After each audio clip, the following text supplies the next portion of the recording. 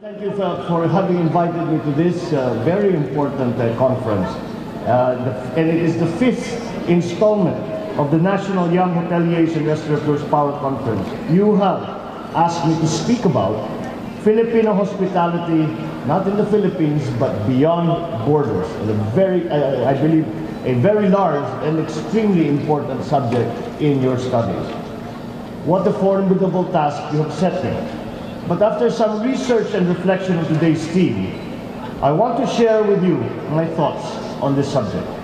Considering the issues that we shall talk about in this forum, we realize how important this kind of event is, not only to the participants and to the industry and to its stakeholders, but to the entire nation as well. No other segment of our society is able to better appreciate and relate to the current issues confronting our beloved hotel and restaurant industry than our young people, especially you, the students who are toiling hard to be part of it in your future careers, as well as the budding entrepreneurs and employees in this very important hospitality and service industry. Perhaps I may not know, but it may have been clearly settled and repeatedly discussed in the previous installments of this conference about the inextricable link between the hotel and restaurant industry and our nation's tourism. Truth be told, whether we like it or not, our hotel and restaurant industry is indispensable to our tourism. In fact, a CNN article has considered restaurants as a country's, and I quote, frontline ambassadors in promoting the country and educating foreigners about our culture via cuisine, hospitality services, and our different experiences that they go through when they come to our country. It is self-evident, it is self-explanatory. Saan nga naman matutulog at kakain ang ating mga turista, kundi sa ating mga hotel, mga inn, mga apartel, restaurant, eateries, carinderias, at iba pa. The point is, whether the travel be a short leisure trip or a quick business trip, our tourists and visitors rely heavily on the indispensable services provided by our hotel and restaurant industry. This past year, 2013, it was recorded that there had been almost 4.6 million international tourists arrival in the Philippines. The United Nations World Tourism Organization has qualified and referred the term international tourist arrivals to mean tourists who have stayed at least overnight in the country or place that they have visited. So, siguradong may mga bisita tayong nag-check-in sa ating mga hotel at kumain sa ating mga restaurant na higit pa sa isang araw dahil yan ang ating binibilang. It is reported that the revenues from our international tourist arrivals amounted to a hefty $4.6 billion. By a simple mathematical calculation, lumalabas na nagpasok ng $1,000 or 43,000 pesos ang bawat isa sa ating mga naging international tourists noong nakalipas na taon. At sa datos ng ating gobyerno, para sa taong 2012, 29% ng gastos ng mga turista ay napunta sa accommodation, 26% naman ang kanilang gastos ay napunta sa kanilang kinain at ininom. That totals 55% of their spending for accommodation, food, and beverage. Kaya naman, inaasahan natin na malaki ang kontribusyon ng ating turismo sa ating ekonomiya. In short, much is expected of our tourism sector. On the average, the total contribution of tourism to our gross domestic product has been consistently high. Our international tourist arrivals posted an almost 10% increase from the previous year of 2012 of 4.2 million visitors. And in fact, in the first quarter of 2013, the Philippines was dubbed by the World Economic Forum as the rising star in world travel and tourism because it skyrocketed 12 places upward in the World Competitive Index in Travel and Tourism. Our ranking in 2012 was 84 out of 140 countries. For 2013, we were up 2 notches to 82, the 82nd place. Isa lamang ang pumapasok na Southeast Asian countries sa top 10 na pinakamataas na dami ng turista at laki ng kinita sa turismo, at hindi tayo ito. ito ay ang bansang Thailand. We cannot help but wonder what it is that in Thailand that they have, that we do not have, that makes it a global powerhouse in international tourism. At siguro, on a personal note, sasagutin ko yung sarili kong tanong. Nakailang beses na akong bisita sa Thailand, hindi lamang sa Bangkok, sa iba't ibang lungsod na kung saan sila may mga tourism center. At maisasagot ko yung tanong ko, what do they have that we do not have?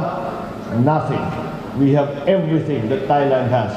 It is a question of us organizing our service industry better, fixing our infrastructure, and becoming serious about putting together our tourism sector and helping you, those who are working in the service industries that assist our tourism sector.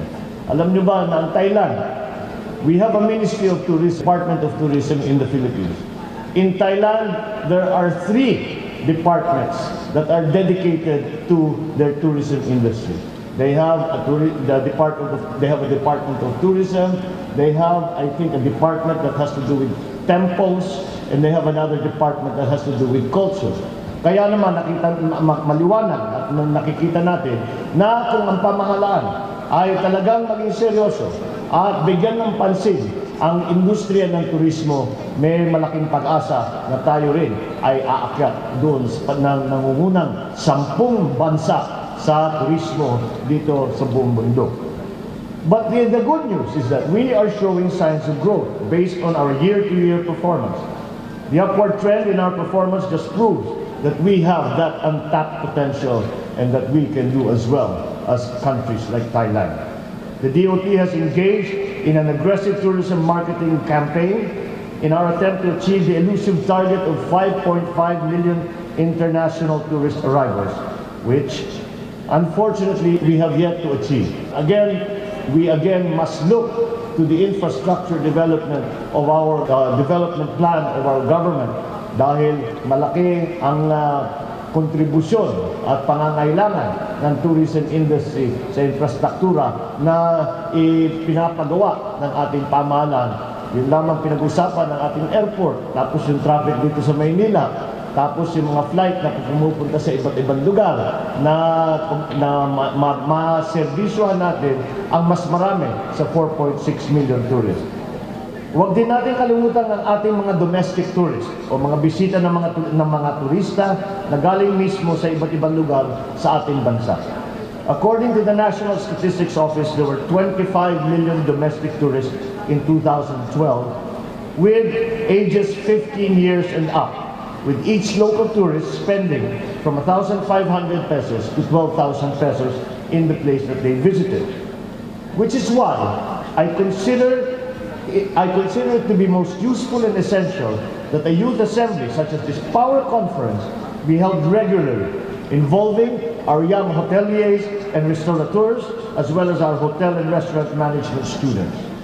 It can definitely be an appropriate forum for the stakeholders in the industry to be informed about the relevant and pressing issues confronting and challenging the sector of industry. Let us now focus on the hotel and restaurant sector and go back to the data that almost 55% of the spending of our international tourists are channeled into the hotels and restaurants.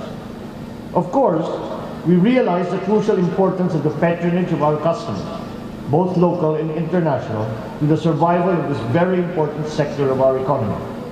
Our tourism industry as a whole should always bear in mind and take advantage of this actual data on the volume of tourist arrivals and the spending behavior thereof. Perhaps an analysis of the sufficiency and reliability of the overall infrastructure that support our tourism sector and our hotel and restaurant industry, including communications and transport infrastructure, may be considered too complex and overwhelming for you young people to understand, but I do not believe that. So, let me inform you that according to data from the World Economic Forum, our overall tourism infrastructure is in dire need of large-scale improvement and development. The state of our airports, so as our total number of hotel rooms, ranks so poorly in accordance with global standards. Even in the areas of availability of qualified and skilled labor and extent of training of our overall tourism workforce, the Philippines also ranks poorly based on these indicators. Perhaps our brain drain or the emigration of our workforce partly accounts for this showing. On the level of employment projection, our Department of Labor and Employment tags the hotel and restaurant sector as among the 13 key employment generators in the Philippines for the period of 2011 to 2020, ranking 5th overall. And we see that our academe has responded by recognizing the employment promotion and expected employment demand in this sector. Our hotel and restaurant management and culinary arts courses have become hot favorites in our academies in our school. Because of our world renown as a very hospitable, very gracious people, it has been observed by scholars that the Philippines excels in the service sector. And this can be perceived on both the international and local levels. On the local level, the service sector has outpaced our agricultural and manufacturing sectors in the past years. On the international scene, the employability and economic potential of our OFWs has been proven in the service sector. Then, we have our tourism sector also, which is very much service-oriented. This is because of our large and educated workforce with its remarkable English proficiency and adaptability to other cultures. More importantly, as confirmed by sociologists, and this is relevant to the hotel and restaurant industry, it has become the perception here and abroad that Filipinos are a hospitable, friendly, and compassionate people. I think that we can all verify that fact and attest to that fact. And the observation is very well reflected in our ranking in the 2013 Travel and Tourism Competitiveness Index of the World Economic Forum.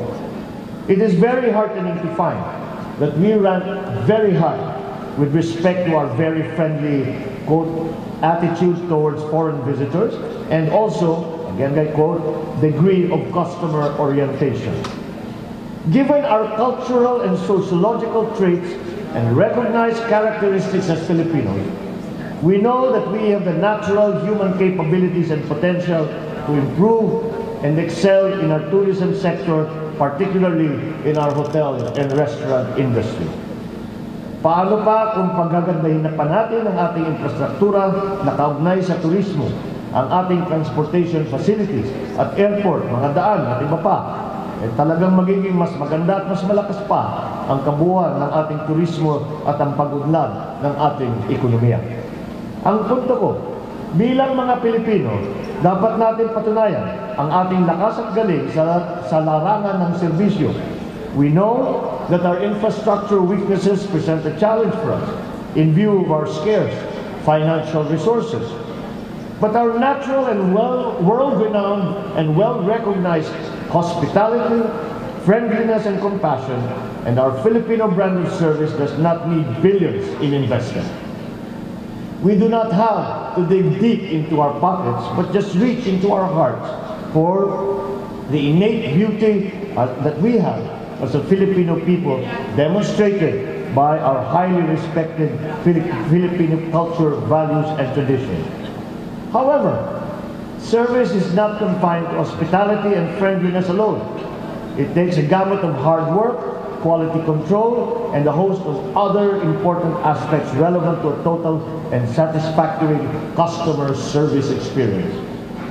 We have to address this so-called problem of negative perception and lack of awareness of the Philippines as a tourism destination, which has been blamed by our Department of Tourism as the reason for the less than stellar growth of our tourism sector. The DOT goes on further to say that the solution to this problem is to create awareness of the Philippines as a tourism brand. That's why they coined the slogan, "It is more fun in the Philippines." From our level, at the level of the hotel and restaurant management, direct customer relations, and over quality of service, our young hoteliers and restaurateurs can very well make a difference in addressing this perception and awareness problem. It leads us to recognize the importance of marketing and promotion, especially through websites and our online presence or our existence on the internet, which has become the most effective and efficient way nowadays, rather than the usual and traditional marketing tools. We now have to recognize that potential tourists of today are scouring the internet for information about the trip being planned, not only the tourist attraction itself, but the incidental and indispensable information such as the availability and the recommendations on hotels to stay in and restaurants to dine at. When the internet first became popular, the expression used to be, if you are not on the internet, you don't exist. Then it evolved to, if you're not on Google, or at least top 10, you do not exist. Tapos, naging, if you're not number 1 in Google, again, you do not exist. Ngayon, iba na. If you're not on Facebook or Twitter, again, you do not exist. It has become more and more complicated these days. While you're at it, kailangan lagi nyong gawing na trending at viral ang inyong hotels at saka restaurant. By trending and viral, I mean it in a good and positive way. And hopefully not in the negative way that some things trend and go viral. Moreover, we have to be aware that with the technology available to us now, there's an instant feedback system that has been made possible by online booking sites and social networking sites. So aside from trending or going viral on the internet, we always have to aim for that enviable 5-star positive feedback, or that heartwarming and business-attracting positive customer review. What is even scarier is the recent social experiment that proves that information about bad customer experiences tend to travel much wider and much faster than good customer experiences. Yung puri, kung minsan nababasa natin, yung pintas, lagi natin nakikita at laging nababasa ng mga nagbabasa tungkol dito sa tourism industry. And we know that the internet and social media have become very convenient and very effective sounding boards with regard to the personal experiences of our tourists. This also points to us to always be on our toes.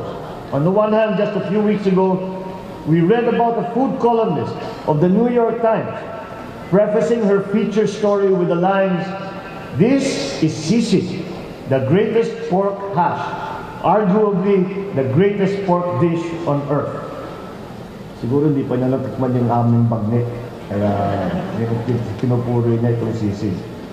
We also heard from the former President George Bush and President Obama about their enjoyment of lumpia and chicharon and adobo, provided them by our kababayan, Cristeta Pasha Comerford, who is the White House chef. On the other hand, we have also read from CNN a feature article in 2012, the brutally frank views of a long-time immigrant about life in the Philippines. Speaking about Filipino food, he said, "Philippine food is an acquired taste and one I haven't acquired in nearly 25 years. And they go on to say, the food sucks and it's not that healthy. I don't know where this guy comes from. But I don't know, I have eaten in the best restaurants in all of the world. Yung pag tinignan natin ang lista ng mga best restaurant, yung top 10 siguro, karamihan din nakainan ko na. At makikipagsabayan tayo pagkapasarapan ng pagkain sa kahit na kanino sa buong mundo. Ngunit, siguro ang nangyari dito ay hindi natin naipakita, hindi natin naipagmalaki ang pinakamasarap at ang pinakamagandang pagkain na presentasyon, lahat ito. At kaya naman, ang kanyang naging karanasan ay hindi yung karanasan ng pinakamaganda na maidudulot ng ating mga chef na Pilipino. We should be challenged by this, though, rather than annoyed or defensive. We should be spurred to be more innovative and creative in reinventing and improving the taste and presentation of Filipino dishes. Considering the popularity of culinary arts in the Philippines, let us look forward to a resurgence and a renaissance in the preparation and presentation of our traditional Filipino dishes. In summary, we have always to be mindful of creating a total satisfactory customer experience. In so doing, we have to diligently keep in mind each and every issue and concern that is most relevant and important to the customer. Aside from the usual day-to-day concerns of typical hotel and restaurant managers, we have to now put equal or even greater emphasis on the safety and security of our guests. Also considering most recent events, safety of guests now embraces safety from environmental risks and hazards, bringing to the fore the strength and resilience of our hotel and restaurant structures. Let us aim to focus on our strengths and to address the concerns that are readily within our abilities and competence to improve and strengthen. Pagandahin pa natin lalo ang ating serbisyo at ang ating pag-alaga sa ating mga customer. Bilang mga Pilipino, dito tayo magaling at dito tayo nakikilala sa buong mundo. Habang ginagawa natin ito, pasarapin din natin lalo ang ating mga putahing Pinoy upang ito ay tunay na maging world-class tulad ng ating serbisyo at magiging mapagkaibigan. Ladies and gentlemen, I think I have said quite enough this afternoon to hopefully provoke the minds and creativity of our young members of the hotel and restaurant industry. Kaya hanggang dito na lamang po, uulitin ko, tunay na isang malaking karangalan para sa akin na makasama ko kayong lahat sa hapong ito. Mabuhay ang hotel and restaurant industry at ang ating turismo sa Pilipinas. Maraming salamat po at magandang hapon po sa inyo lahat.